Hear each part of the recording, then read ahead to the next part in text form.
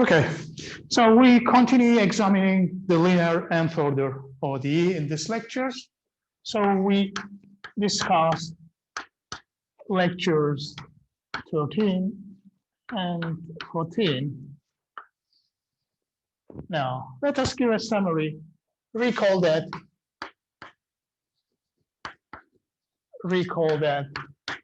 the ODE of the form y and the nth derivative of y plus a coefficient function times n minus first derivative, a 2 of y n minus second derivative, a n minus 1 of t y prime, a n of t y b of t is the linear non-homogeneous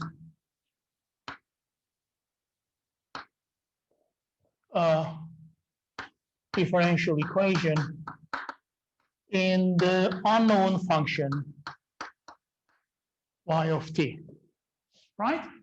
Recall that in this equation, a1, a2, sorry, a n minus 1, a n are definite.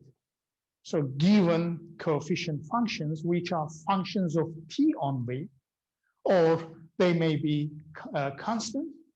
And the function on the right-hand side is also a definite, a known function of t, which determines the non-homogeneity structure of the differential equation. Okay, that is, if b of t is identically 0, our equation is called a linear nth order ODE, which is homogeneous. Otherwise, if b of t is non-zero, we have a non-homogeneous nth order ODE. Okay? We also introduce an operator form for this equation to simplify the notation. Say in operator form,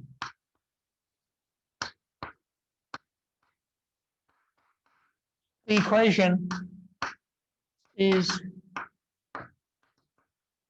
written as, look, a differential operator L acting on y, which is b of t, and L is the nth order differential operator of this type, a1 d n minus 1, a n minus 1 d plus a n, where d is the derivative operator with respect to the independent variable t. Okay? So with this notation, our equation may be written shortly in this form, right? So in the previous lecture, we have shown that this differential equation has always a solution, right? Which is valid in some t interval where the coefficient functions and the non-homogeneity term are all continuous, right? So in other words, if we find a t interval, look, say I, interval I,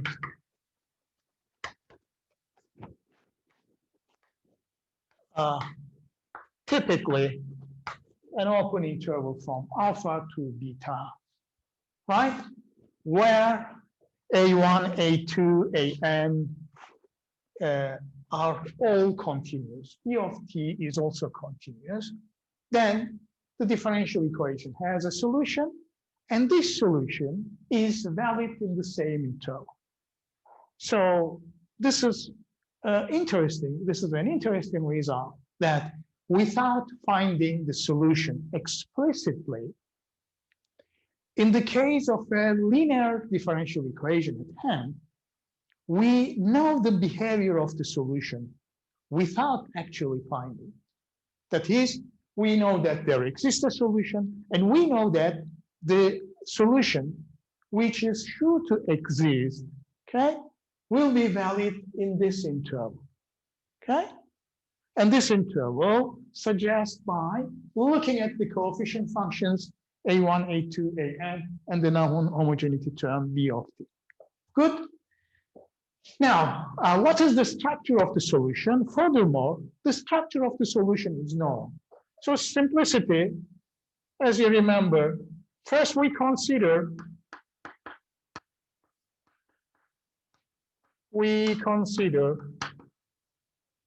remember that we denote this equation by equation 1, okay?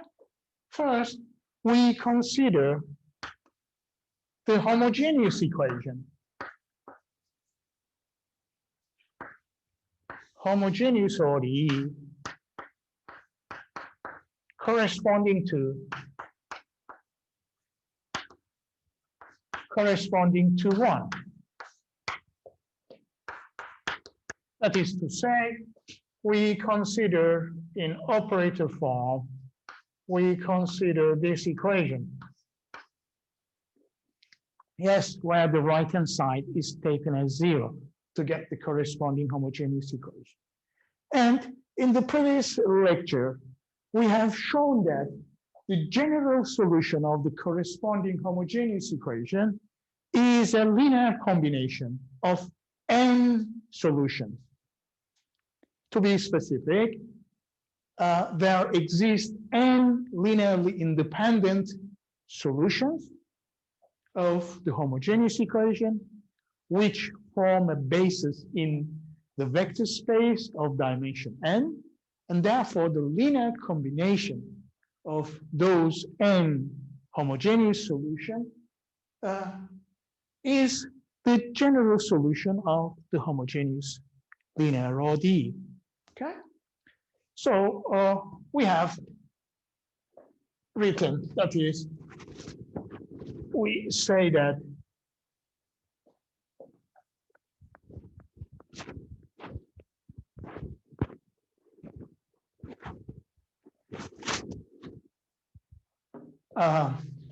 look, the general solution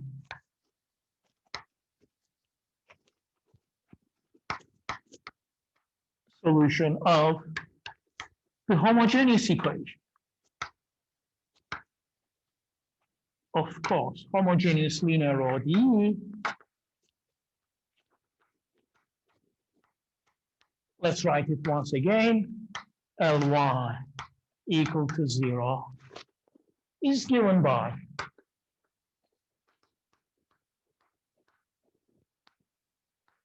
this C1 y1 of t, C2 y2 of t, plus Cn yn of t. Good. Where the set of solutions, I mean this y1, y2, yn is a fundamental set of solutions. Yes, what is a fundamental set of solution? We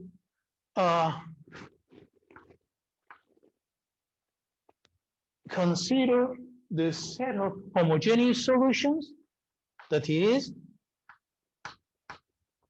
each yi for I from 1 to n.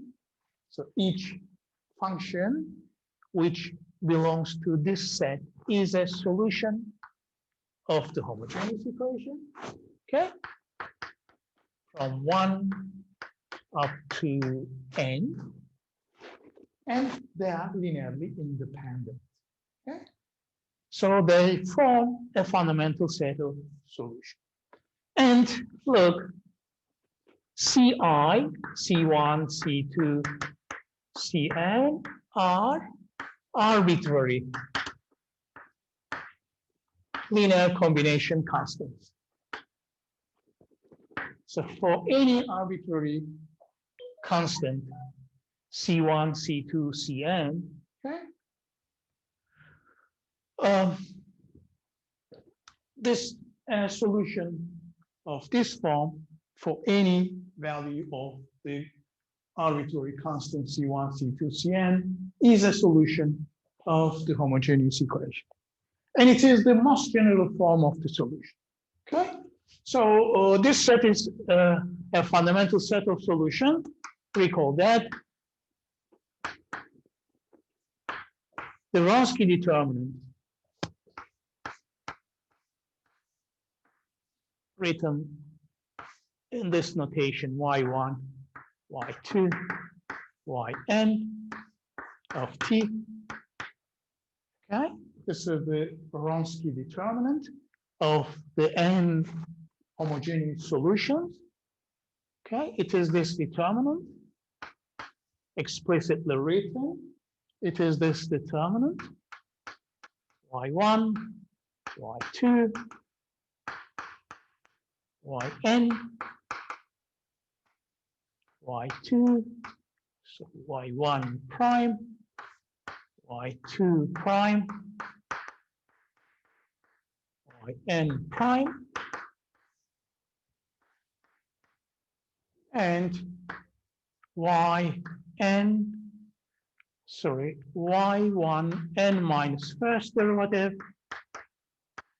y2 n minus first derivative, yn n minus first derivative. Good. So to be linearly independent means that this is non-zero for some t, but it is possible to show that if this is non-zero for some t in the interval I, then it is non-zero for all t in the interval I. So for this, for any t in this interval. Good. Where, recall again, this interval of t is the interval where all coefficient functions are continuous. Okay, so look, from a practical viewpoint, to solve the homogeneous equation, homogeneous linear differential equation of order n, we need to find n solution. Okay? And these solutions must be linearly independent. Good? So the problem of finding all these n solutions is another problem. Okay? We talk about it later. But first of all, theoretically, we know that there exist n linearly independent solutions of the homogeneous equation. But if we had, what happens if we had non-homogeneous equation? Okay? So let's find the solution of the non-homogeneous equation now. We may state this result as a theorem. Let's say the general solution of the non-homogeneous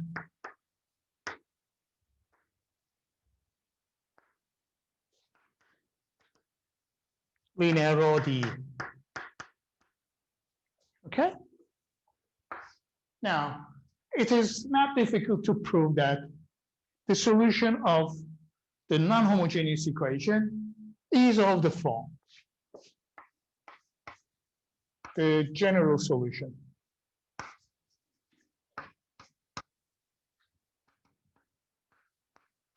of the non-homogeneous equation.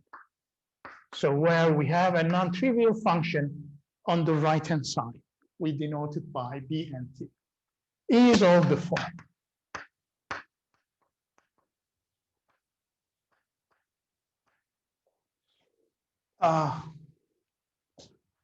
y of t is the C1, y1 of t plus C2, y2 of t, dot, dot, dot, Cn, yn of t. Good. Now, this is nothing but the solution of the homogeneous equation. Thus, this is the solution of the corresponding homogeneous equation. Good. Sometimes we denote it by YH of t. And sometimes we use this notation to say that this part or this function, which is the combination of n solution of the homogeneous equation, is the general solution of the homogeneous equation corresponding to this one, plus a function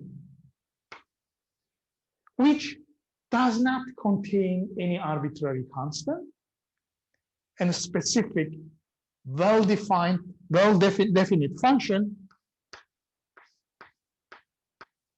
which satisfies the non-homogeneous equation, okay, and which is called a particular solution, is the solution of the non-homogeneous linear ODE. That is, look, with this notation, the general solution of the non-homogeneous equation is the sum of the homogeneous solution and a particular solution. So let's say, let's write where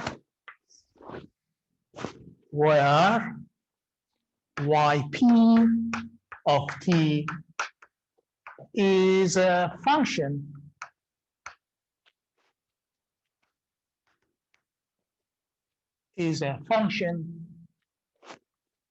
which does not contain any constant, arbitrary constant, and which satisfies the non-homogeneous ODE. Okay? So look, actually, let us prove this result. The proof is very simple. Look, what we have to show that. We have to show that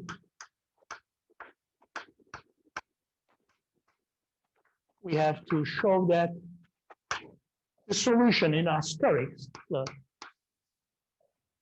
So, or this one, we have to show that y of t given as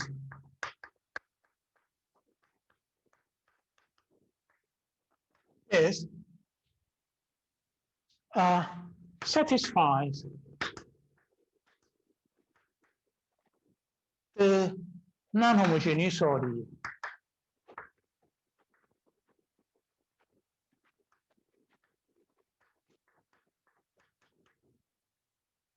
Actually, look, Ly. So we put this into the differential equation and require that the result is B of t. That is, we put this solution YH plus YP. Good. So YH plus YP. Remember that L is a linear operator, so that this result is written as LYH of t plus LYP of t. Good. This is by linearity of L. Good. So recall that YH is the solution of the homogeneous equation. So this is 0 because YH is the solution of the homogeneous equation. So it satisfies the corresponding homogeneous equation on substitution. And YP is a particular solution which satisfies the non-homogeneous equation. So LYP is B of t. So the result is B of t. Good. So YH plus YP actually satisfies the non-homogeneous equation upon substitution. Good. And also, of course, look, we know that, or we expect that the solution of an nth order ODE should contain n arbitrary constants in its general solution. Actually, such a solution, look, YH plus YP, contains indeed n arbitrary constants coming from the homogeneous part of the solution. Recall that particular solution doesn't contain an arbitrary constant. Okay? Another remark is that, look, particular solutions. Note that particular solutions are not unique. Okay? So there may be more than one function which satisfies the non-homogeneous equation upon substitution. In fact, there are infinitely many. Okay? So look, the theory is very nice. So it tells us that when we are given a non-homogeneous linear ODE, okay, first consider the corresponding homogeneous equation. Find the fundamental set of solutions. Specifically, find n linearly independent solutions of the corresponding homogeneous equation. Then, if the equation is non-homogeneous, find also a particular solution. Good. So a combination of linearly independent solutions of the corresponding homogeneous equation gives us the general solution of the homogeneous equation. So adding a particular solution to the homogeneous equation is the required solution of the non-homogeneous linear ODE. And again, this solution is valid in some t interval where the coefficient functions and B of t are constant. So the theory is very well established. To solve an n for the linear ODE, okay, we have to find n functions which are linearly independent solutions of the homogeneous equation plus a particular solution. So n plus 1 functions should be determined from a practical viewpoint to solve a linear nth order ODE, known theoretically. Okay? Look, actually, here is a very simple example.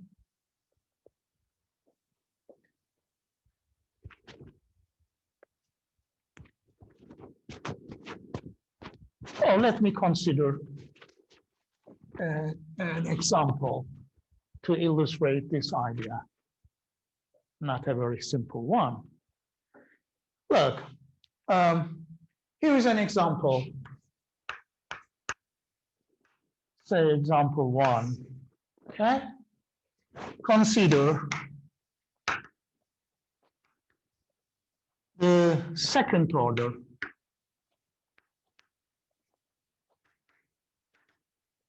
linear non-homogeneous ODE, which is in that form.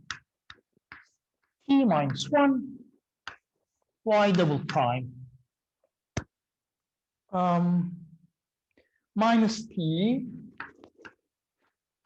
y prime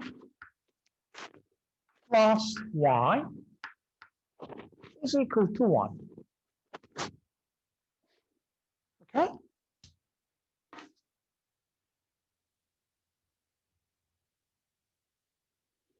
Good.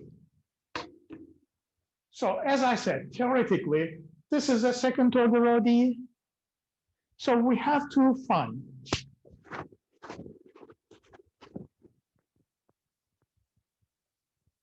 look, the theory tells us that we have to find a solution. So general solution, what is known, general solution is of the form y is of the form, but or more specifically, or a homogeneous equation will be the combination of two linearly independent solutions of the homogeneous equation plus yp of t, where, look, Ly1 must be 0. Good. So y1 is a solution of the homogeneous equation. Y2 is a solution of the corresponding homogeneous equation. Good. And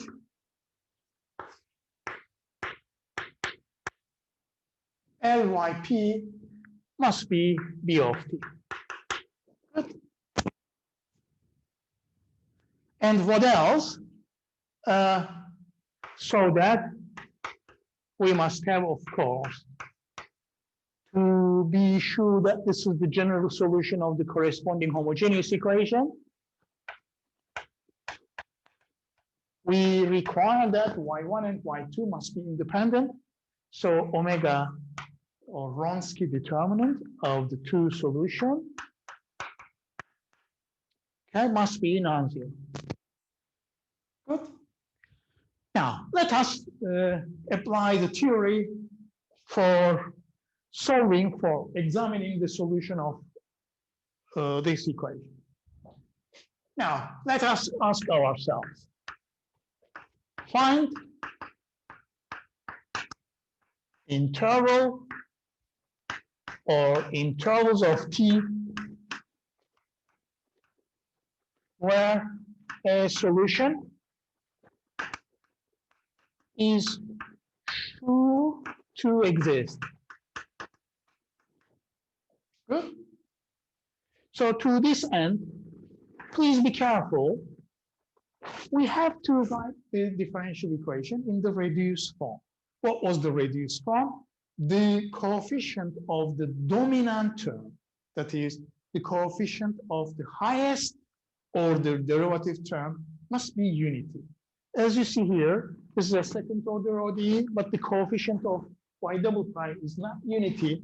So it is not difficult to put it into the reduced form by writing the equation as this: t minus 1 y prime plus 1 over t minus 1 y is 1 over t minus 1. Okay?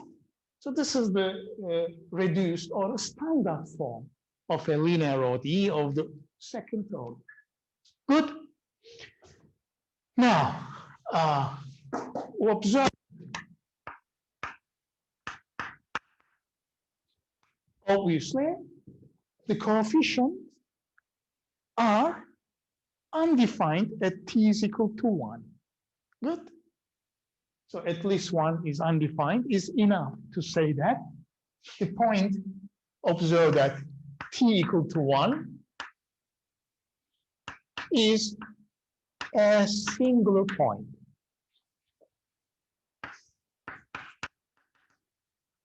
Of the ODE. Good. So such a point where the coefficient functions are undefined, at least one is undefined, is called a singular point. So here we see that, look at the coefficient, as when t is 1, the coefficient, in this case, both two coefficients are undefined, therefore, clearly the point at 1 is a singular point. Good. And the existence uniqueness theorem suggests the two intervals. That is, by existence uniqueness theorem, we identify or we choose or we specify the two t intervals.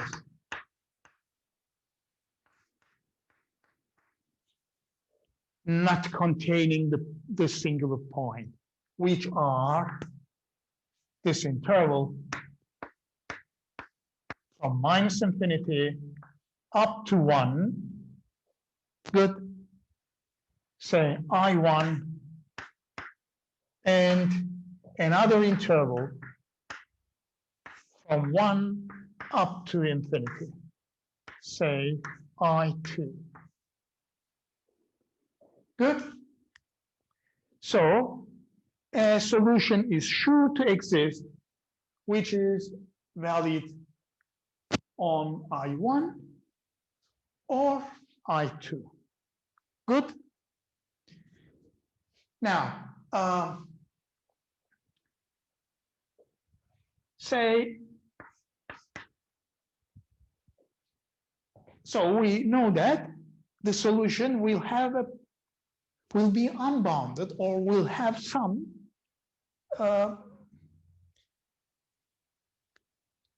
unexpected or unwilling property when t is 1.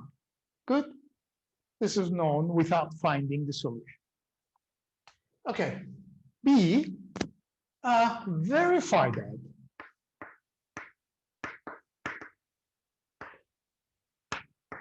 by direct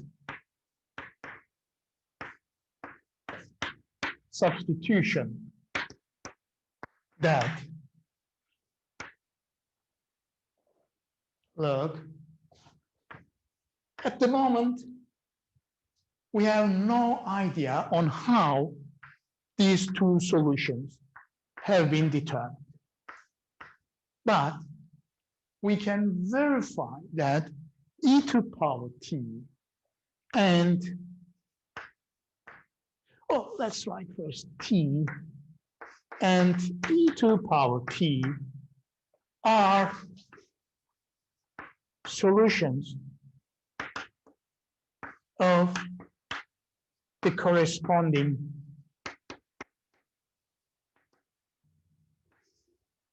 homogeneous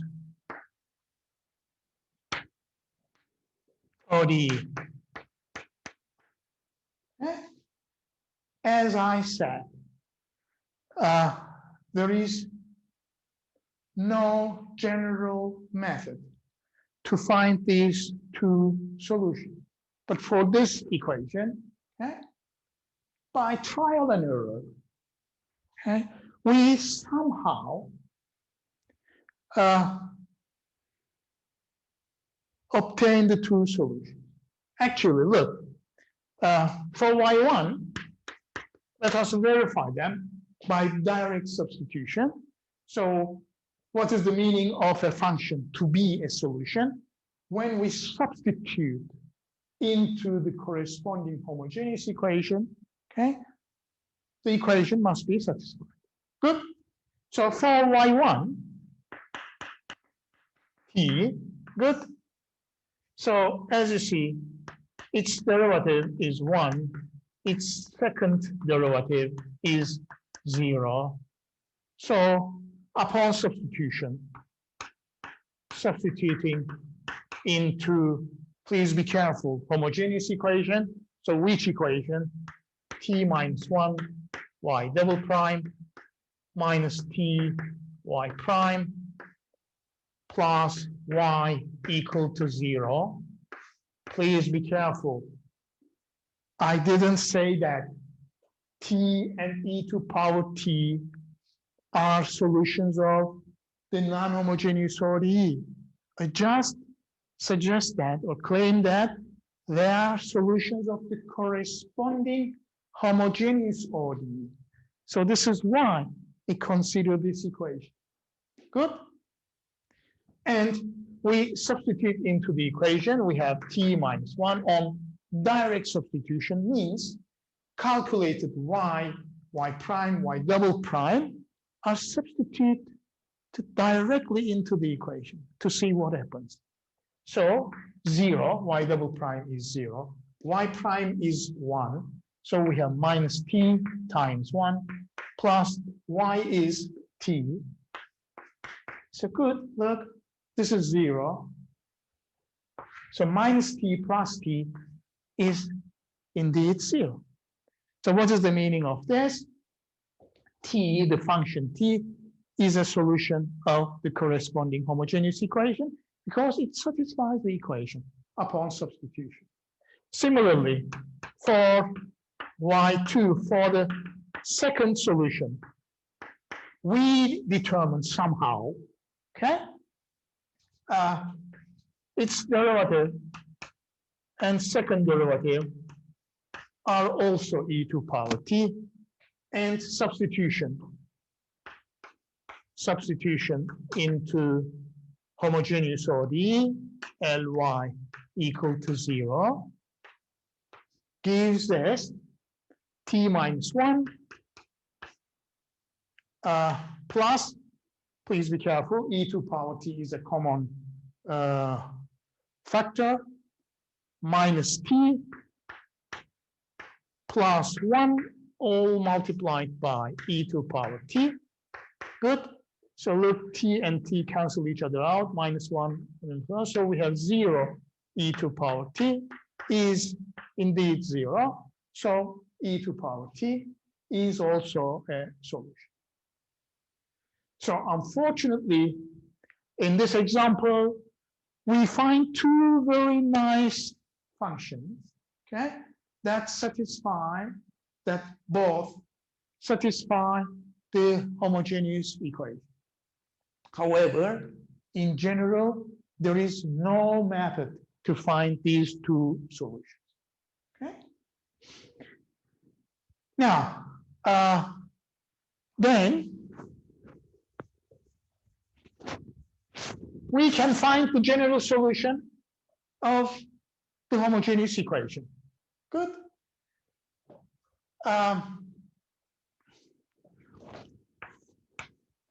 Now, what else? Also, one has to show that. Please be careful. We obtain two solutions, okay? But to form a fundamental set of solutions, they must be linearly independent. So the linearly independence can be checked by using the functions. Look,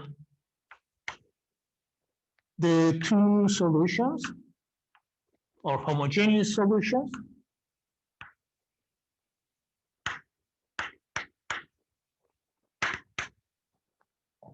t and e to power t are linearly independent. Okay, since, look at their Wronski determinant.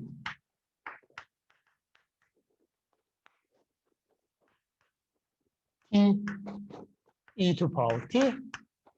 Remember, in the second order case, the first row, should contain the two solutions, and the second row should contain their derivatives, 1 e to power t. And what is the result? T times e to power t minus this, so t minus 1 e to power t, good, which is non-zero. Please be careful. When t is 1, the two solutions are not independent.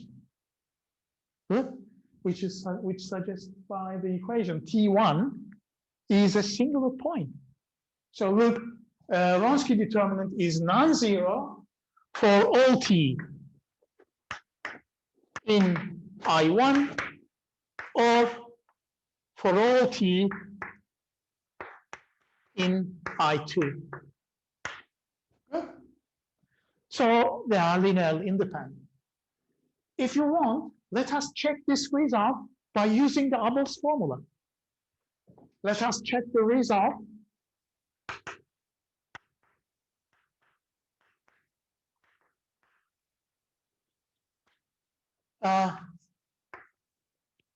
by looking at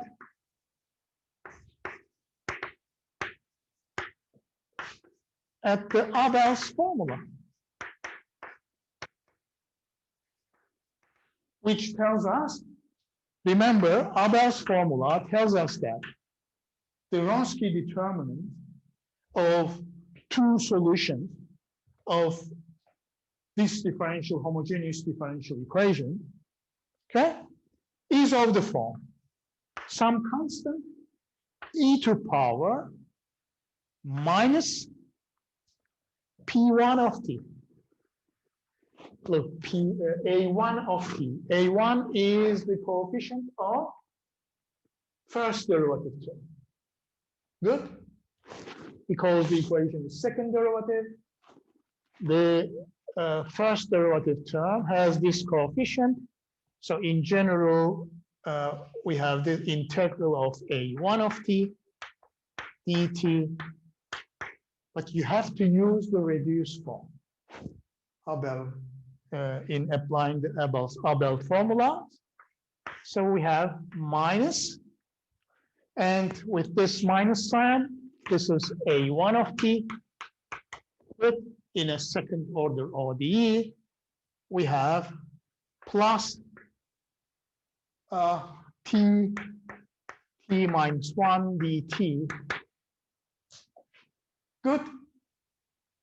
And therefore, what we have, let us evaluate this integral where this integral t minus 1 dt may be written as t minus 1 plus 1 over t minus 1 dt, which is 1 plus 1 over t minus 1 dt.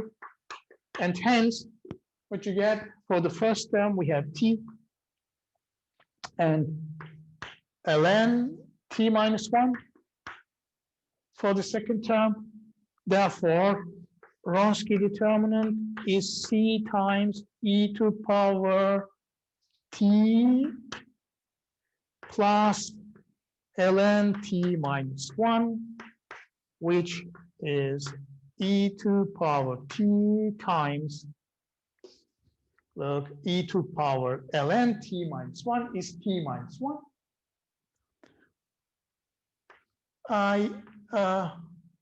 Okay, to be specific, or to be more pedantic, you may use absolute values, which means that this must be non-zero. So we have t minus 1, okay, e to power ln t minus 1, and e to power t. Good. Therefore, which proves this form, where c is 1. So this is in an agreement with the calculated Wronski determinant when c is 1. Okay? As you see, the two formulas are in good agreement. So when c is 1, we get omega y1, y2. Good, calculated here. Okay, so the two solutions are surely linearly independent. Okay, so let's continue. Now, we find or we determine somehow the two solutions of the corresponding homogeneous equation. I'm repeating again, there is no general method to find t and e to power t. In this example, by trial and error, okay, or a careful inspection, you may say that we use a careful inspection, show that e to power t and t are two solutions, and indeed they are solutions. We verify by direct substitution. We also prove that they are linearly independent. Good. So the homogeneous equation is okay.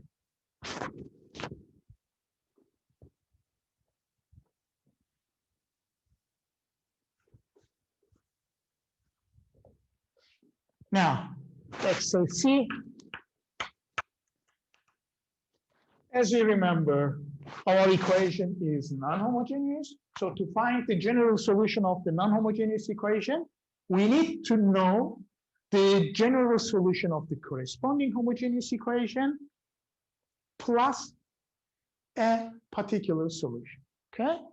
So find a particular solution.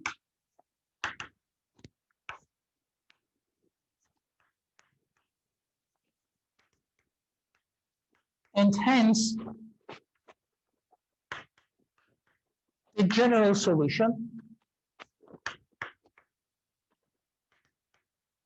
of the non-homogeneous equation.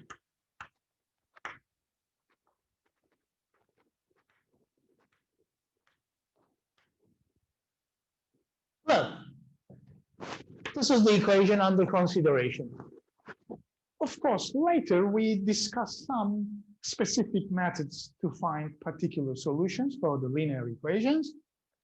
However, in this example, as you see, the right-hand side is simple enough, so by an inspection, you can find the solution. Can you find? Well, for example, is y equal to 1 a solution? Look, a careful inspection.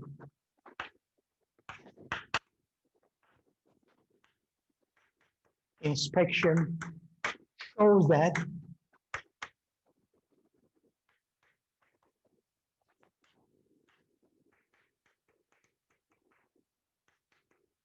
is a particular solution.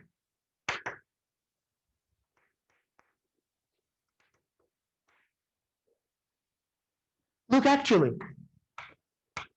the first derivative and the second derivative of this are both 0. Therefore, look, t minus 1, 0. This is yp double prime. This suggested.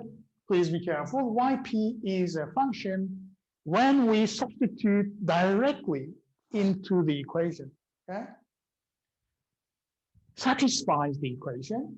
So we claim that the constant function 1 is a particular solution.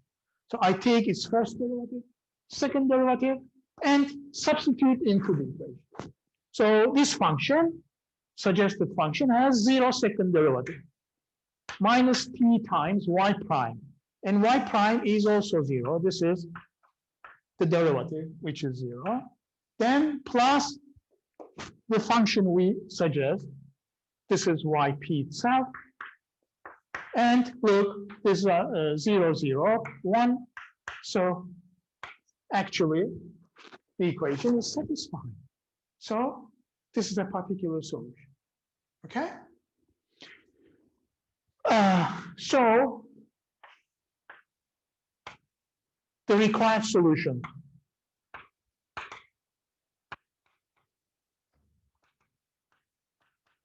is this. a homogeneous solution plus a particular solution. Homogeneous solution is the combination of t and e to power t plus particular solution. This is the general solution, okay, of the non-homogeneous equation, which contains two arbitrary constants, C1 and C2. Okay, here is a note. We say that particular solutions are not unique. And here we see that one is a particular solution. Actually, look, instead of one, you can take a more general function. Note, Yp is not unique.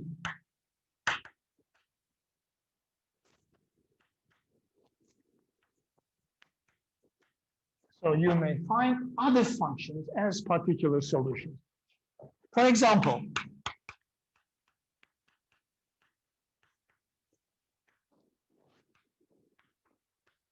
look, 1 plus t is also a solution.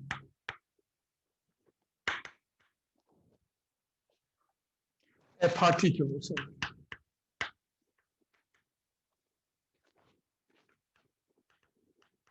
Since, look, what is the derivative? What is the second derivative? Let's substitute into the equation. T minus 1 times 0, okay?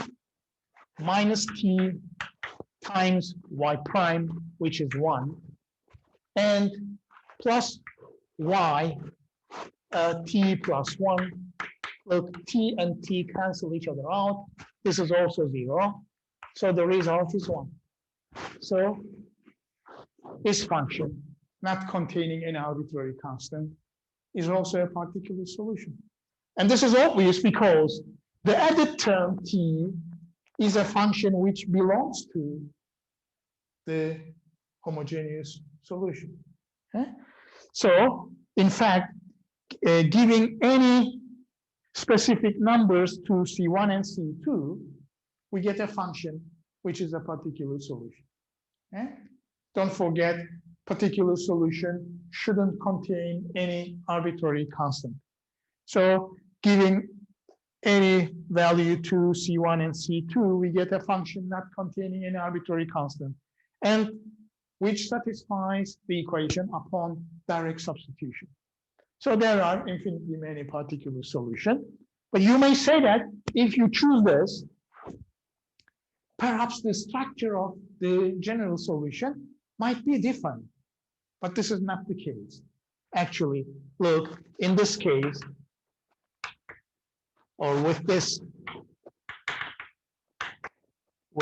particular solution, what we have, the general solution is that C1t, C2 e to power t plus 1 plus t.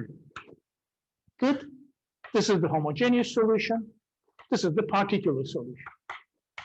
And at first sight, it seems that this is different than this one, but in fact, they represent the same set of solutions because, look, in fact, it is a member of the same set of solutions because this may be written as, look, this may be incorporated with this term, writing C1 plus 1 t, C2 e to power t plus 1. And as long as C1 is an arbitrary constant, C1 plus 1 is another arbitrary constant. So we get, say, C1 star t, C2 e to power t plus 1, which are the same. Okay? Look, this you should think that you should read the two solution as any combination of t and e to power t with arbitrary combination constant, C1 and C2, or C1 star and C2. They are completely arbitrary, okay? Plus a particular solution. Anyway. Can you find any other particular solution which changes this general form of the structure? No, it is impossible. You can, every solution has precisely this form. Okay? Because you may find more generally a particular solution by giving specific values to C1 and C2. Okay? So those terms may be incorporated with the terms or with the solutions which lies in the set of fundamentals in the fundamental set, or which is written as the homogeneous solution. So eventually, or finally, we get a solution which is precisely in that combination, any combination of t and e to power t plus 1, right? Anyway, so let's continue. Now, what else? We may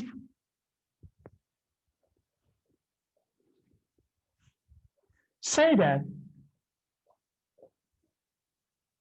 if two initial conditions are given, is it part D? Yes. So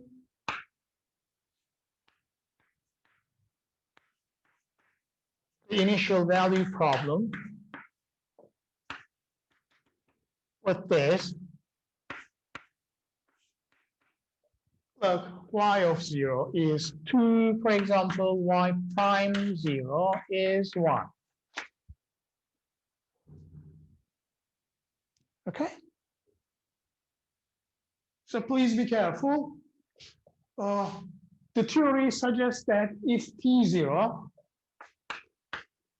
where T0 is 0, which belongs to I1. Good.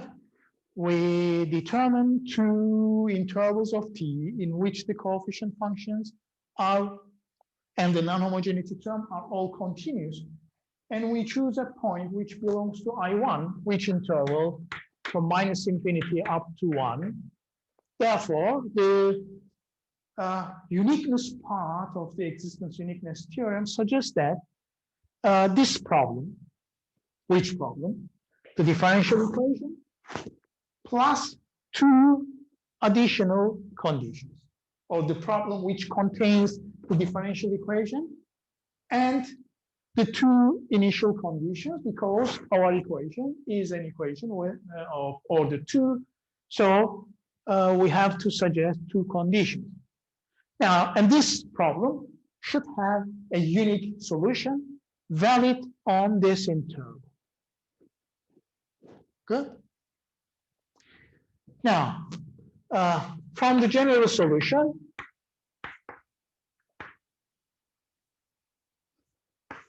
we determine now the two arbitrary constants appearing in the solution uniquely. Look, from the general solution, which one? Y of t is C1t plus C2 e to power t plus 1. Okay? We determine C1 and C2 uniquely. Indeed, this is the case. Actually, we need to find the derivative to apply the second condition. Derivative is C1 plus C2, good, e to power t. Indeed, look, y of 0 equal to 2 implies the algebraic equation. Put t equal to 0, we have c2 e to power 0 is 1 plus 1, which must be equal to 2. Good. And which gives c2 1. Okay? And y prime 0 equal to 1, the given condition, suggests that c1 plus c2 must be 1. Okay, but c2 was 1 obtained from the first equation, so c1 is 0. Okay, since c2 is 1. Right? So the required solution of the initial value problem is this function. C1 is 0. Good. C2 is 1. So we have e to power t plus 1. On this interval.